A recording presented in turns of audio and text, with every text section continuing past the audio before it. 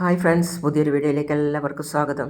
വീഡിയോയിലേക്ക് പോകുന്നതിന് മുമ്പ് തന്നെ ഈ ചാനൽ ഫസ്റ്റായിട്ട് ആരെങ്കിലും കാണുന്നുണ്ടെങ്കിൽ ഫസ്റ്റ് തന്നെ സബ്സ്ക്രൈബ് ചെയ്ത് ലൈക്ക് ചെയ്ത് സപ്പോർട്ട് ചെയ്ത് കാണാം. ചന്ദ്രസേനൻ മരിച്ചിട്ടില്ല. മുകളിൽ നിന്നും താഴേക്ക് ഇറങ്ങി വരുന്നത് കണ്ട് രാഹുൽ ഞെട്ടുകയാണ്. രാഹുൽ സേനനെ കണ്ടപ്പോൾ തന്നെ രൂപയെ നോക്കുകയാണ്. ചന്ദ്രസേനൻ ദേഷ്യത്തോടെ നടന്ന് രാഹുലിൻ്റെ അടുത്തേക്ക് വരികയാണ്. അതിൻ്റെ പിന്നാലെ രൂപയും വന്നിട്ട് പറയാണ്, അതേടാ, എൻ്റെ കുഞ്ഞുങ്ങളുടെ അച്ഛൻ തന്നെയാണ് നിൽക്കുന്നത്, അല്ലാതെ സ്വപ്നമല്ലടോ താൻ കാണുന്നത്. പിന്നെ കിരൺ അടുത്തോട്ട് വന്നിട്ട് പറയാണ്, ഞങ്ങളുടെ അച്ഛൻ, ഞങ്ങളുടെ അമ്മയിൽ നിന്നും താൻ 10 വർഷം അടർത്തി മാറ്റിയ ഞങ്ങളുടെ അച്ഛൻ. ബകാസുരൻ ചൂളിപ്പോയി. അപ്പോൾ സേനൻ പറയാണ്, താരേ ഇങ്ങ് വന്നേ. ആരാടാ ഇത്? ഞാൻ സ്നേഹിച്ചിട്ട് തള്ളിക്കളഞ്ഞ എൻ്റെ കാമുകിയോ അതോ നീ സ്നേഹിച്ചിട്ട് വലിച്ചെറിഞ്ഞ നിൻ്റെ പെണ്ണോ? പറയടാ ആരാന്ന്. അപ്പോൾ കല്യാണി പറയാണ്, ഇതൊരു കോടതിയാണ്, നിങ്ങൾ ഉത്തരം പറയേണ്ട കോടതി. ഇവിടെ വക്കീലന്മാരായിട്ട് ഒരാളല്ല, ഒരുപാട് പേരുണ്ട്. സംസാരിക്കാൻ കഴിയാത്തതുകൊണ്ട് താരേക്ക് നടന്നതൊന്നും പറയാൻ പറ്റില്ല. സേനൻ പറയാം, എന്നാ എനിക്കറിയാടാ അന്ന് സംഭവിച്ചത് എന്താണെന്നൊക്കെ. നീ രൂപയിൽ തെറ്റിദ്ധാരണ ഉണ്ടാക്കുമ്പോൾ നിറവയറുമായിട്ട് നിൻ്റെ അരികിലേക്ക് വന്നവളാ താര. അന്ന് നീ ഇവൾക്ക് ഒരു ജീവിതം കൊടുത്തില്ല എന്ന് മാത്രമല്ല, എൻ്റെയും രൂപയുടെയും ജീവിതം തകർത്തു നീ. സത്യങ്ങൾ ഇയാളോട് പറയാനായിട്ട് ഞാൻ ഈ വീട്ടിലേക്ക് കടന്നു വരുമ്പോൾ നിനക്കൊപ്പം നിന്ന് എൻ്റെ ഭാര്യ എന്നെ ആട്ടിപ്പായിക്കായിരുന്നു ഡോ. അതൊക്കെ നിനക്ക് ഓർമ്മയുണ്ടോ? അപ്പോൾ രൂപ പറയാണ്, ഇയാൾ ഓർത്തില്ലെങ്കിലും അതെല്ലാം അതേപടി എൻ്റെ മനസ്സിലുണ്ട്. പിന്നെ സോണി പറയാണ്, സ്വത്തും പണവുമാണ് നിങ്ങൾക്ക് നോട്ടമെങ്കിൽ അമ്മയുടെ സ്വത്തിൻ്റെ നേർപകുതി നിങ്ങൾക്ക് തരുമായിരുന്നല്ലോ. പിന്നെ എന്തിനാ നിങ്ങളെൻ്റെ അച്ഛനെയും അമ്മയെയും അകറ്റിയത്, മൊത്തത്തിൽ വിഴുങ്ങാൻ നോക്കിയത്?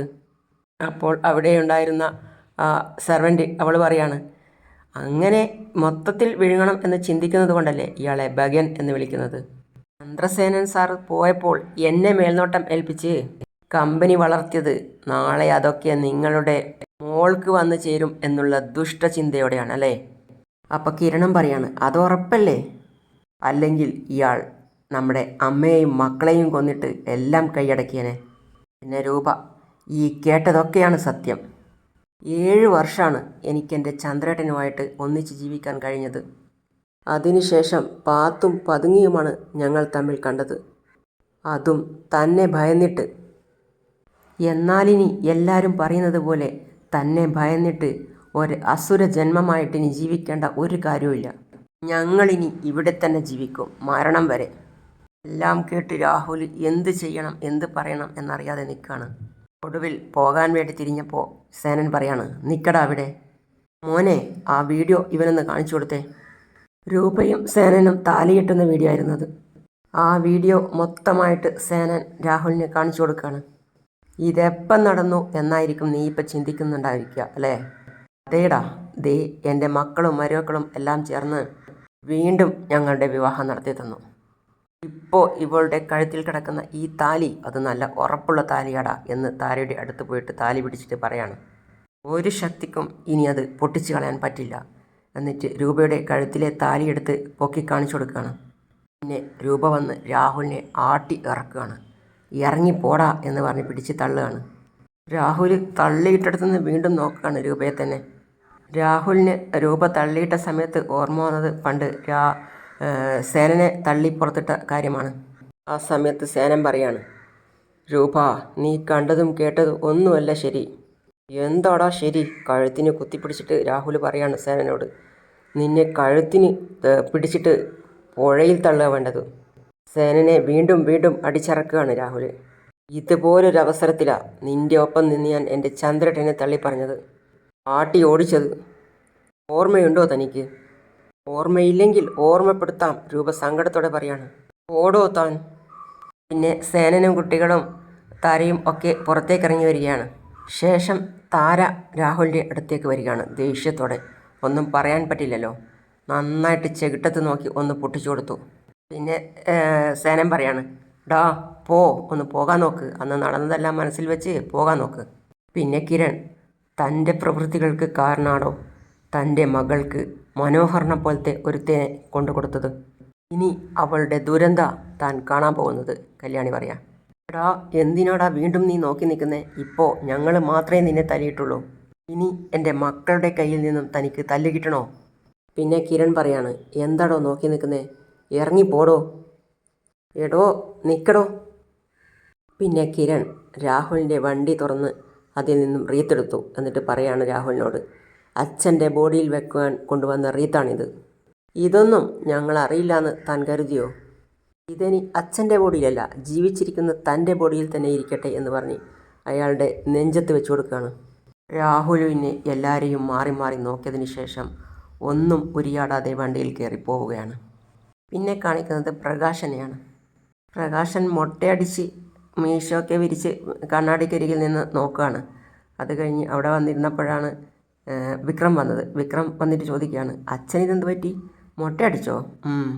എടാ, വേണ്ടപ്പെട്ടവർ അല്ലെങ്കിൽ ബന്ധുജനങ്ങൾ മേളോട്ട് പോകുമ്പോൾ മൊട്ടയടിക്കുന്നൊരു ആചാരമുണ്ട് പഴമക്കാർക്കിടയിൽ. നമ്മൾ അതൊന്നും തിരുത്തുന്നു. നമുക്കിഷ്ടമില്ലാത്തവർ, നമ്മുടെ ശത്രുക്കൾ അല്ലെങ്കിൽ അങ്ങനെയുള്ളവർ മുകളിലോട്ട് പോയി കഴിഞ്ഞാൽ അത് നമ്മൾ ആഘോഷിക്കണം. മൊട്ടയടിച്ച് എന്ന് പറഞ്ഞ് പ്രകാശം ചിരിക്കുക. ഇരുന്നടാ, ഒരു ശത്രു തീർന്നു. വിക്രം ചോദിക്കുകയാണ്, അച്ഛൻ ഇതെന്തൊക്കെയാ പറയുന്നത്? ആരെ പറ്റിയാണ് പറയുന്നത്? ആര് തീർന്നു എന്നാ അച്ഛൻ പറയുന്നത്? പറയാടാ, വെപ്രാളപ്പെടല്ല നീ. ഒന്നുകൂടെ ഒന്ന് ഉറപ്പിച്ചോട്ടെ. എൻ്റെ ഫോൺ എവിടെ? രാഹുലിൻ്റെ ഫോണിൽ പ്രകാശം വിളിക്കുകയാണ്. രാഹുൽ ദേഷ്യത്തോടെ നോക്കുകയാണ് ആരെ വിളിക്കുന്നതെന്ന്. ഒരുത്തനും കൂടി വിളിക്കുക, അവനും കൂടെ അങ്ങോട്ട് ചെല്ലട്ടെ, അവനും വാങ്ങിച്ച് കൂട്ടട്ടെ. എടാ പ്രകാശ. ആ രാഹുലെ, എന്തായി? അവൻ്റെ കർമ്മം അവിടെ നടന്നുകൊണ്ടിരിക്കുക എന്ന് പറഞ്ഞ് രാഹുൽ ഫോൺ കട്ട് ചെയ്തു. പ്രകാശൻ, ആണോ? പ്രകാശൻ വീണ്ടും പറയാണ്, എടാ ഹലോ. എന്താ അച്ഛാ? വിക്രം ചോദിക്കുകയാണ്. സംഭവം കൺഫേംഡ്. മരിച്ചയാൾ ആരാണെന്ന് നിനക്കറിയണ്ടേ? എടാ, നമ്മളെയൊക്കെ ദ്രോഹിച്ചുകൊണ്ടിരുന്ന ആ ചന്ദ്രസേനൻ. ഉറപ്പിച്ചു. ഇപ്പോൾ അന്ത്യകർമ്മങ്ങൾ നടന്നുകൊണ്ടിരിക്കുക. അങ്ങനെയെങ്കിൽ നമുക്ക് അങ്ങോട്ടൊന്ന് പോകണ്ടേ? വിക്രം പറയാം. എന്നെ കാണുമ്പോൾ തല്ലുന്ന കിരണിൻ്റെ കരച്ചിൽ നമുക്ക് നേരിട്ടൊന്ന് കാണണ്ടേ? ഉറപ്പായിട്ടും പോകണടാ. കർമ്മങ്ങൾ തുടങ്ങിയ സ്ഥിതിക്ക് വൈകുന്നേരത്തോടെയായിരിക്കും അടക്കം. ഞാൻ പറഞ്ഞില്ലേ മോനെ, നമ്മുടെ കഷ്ടകാലമൊക്കെ മാറാൻ പോവാ. നല്ല വർത്തമാനങ്ങൾ കേട്ടു തുടങ്ങിയില്ലേ? ഇനിയും ഇതുപോലെ ഒരുപാട് വാർത്തകൾ കേൾക്കണം അച്ഛാ. കിരണിനെ ഒരിക്കൽ ഞാൻ ടാർഗറ്റ് ചെയ്തതാ, പക്ഷേ സംഗതി പൊളിഞ്ഞു. എന്നാൽ ഞാനാ അത് ചെയ്തതെന്ന് അവനും അവൻ്റെ ബന്ധുക്കളും അറിഞ്ഞിട്ടില്ല. അവൻ്റെ ബന്ധുക്കൾ എന്ന് പറഞ്ഞാൽ ചന്ദ്രസേനൻ അത് അറിഞ്ഞിട്ടില്ലായിരുന്നു. അവനിപ്പം ജീവിച്ചിരിപ്പുണ്ടായിരുന്നെങ്കിൽ നിന്നെ വന്ന് ചുട്ടുകളഞ്ഞേനെ, കൂടെ എന്നെയും. എന്തായാലും ആ വൃത്തികെട്ടവൻ മേളോട്ട് പോയത് നന്നായടാ. അമേരിക്കയിൽ നിന്നും വന്ന് നമ്മളെ പെടാപ്പാട് പെടുത്തിയത് ഓർമ്മയില്ലേ നിനക്ക്? അവൻ അമേരിക്കയിൽ നിന്നും എന്ന് വന്നോ അന്ന് തുടങ്ങി നമ്മുടെ കഷ്ടകാലം. ഇപ്പം എല്ലാം തീർന്നല്ലോ. അതച്ഛൻ പറഞ്ഞ ശരിയാ. അയാൾ വന്നതിന് ശേഷം കിരണിൻ്റെ അമ്മയും അയാളുമൊക്കെ അകന്നാണ് ജീവിക്കുന്നത്. എങ്കിലും ഇപ്പോൾ ഇടഞ്ഞു നിന്നവരൊക്കെ അടുത്തു. എടാ, രാഹുലിൻ്റെ പെങ്ങളുടെ സ്വത്തുക്കൾ മുഴുവനും ഇപ്പോൾ രാഹുലിന് ഇല്ലാതായി. മനസ്സിലായോ? ആ ദേഷ്യത്തിനാണ് അവൻ ചന്ദ്രസേനനെ വകവരുത്തിയത്. ഇപ്രാവശ്യം ഒരുപാട് നാളുകൾക്ക് ശേഷമാണ് അച്ഛാ ഇങ്ങനെയൊരു വാർത്ത കേൾക്കുന്നത്. ഇതുവരെ കാർത്തിക ഉൾപ്പെടെ എല്ലാവരും നമ്മളെ പറഞ്ഞു പറ്റിക്കുകയായിരുന്നു.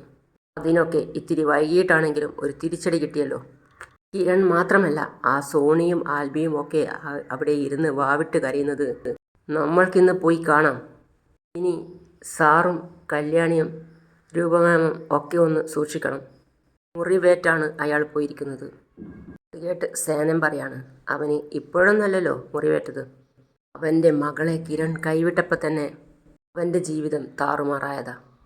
അതിനുശേഷം മകള് വിവാഹം കഴിച്ചത് ഒരു ഭൂലോക ഫ്രോഡിനെയാണെന്ന് പിന്നീട് അയാൾക്ക് ആ മുറിവിൻ്റെ ആയം കൂടുകയാണ് ചെയ്തത്. എങ്കിലും അയാളേക്കാൾ കൂടുതൽ വിശ്വസിച്ച ആറിൻ്റെ അമ്മയാണ് അയാളെ കൈവിട്ടത്. കിരണിനോട് പറയാം. അതിൻ്റെ പ്രതികാരം അയാൾ ഇനി എങ്ങനെയൊക്കെ തീർക്കും എന്ന് പറയാൻ പറ്റില്ല. പിന്നെ ഹരിയോട് സേനൻ പറയാണ്, അവൻ ചെയ്യാവുന്നതിൻ്റെ മാക്സിമം ചെയ്തില്ലേ ഹരി?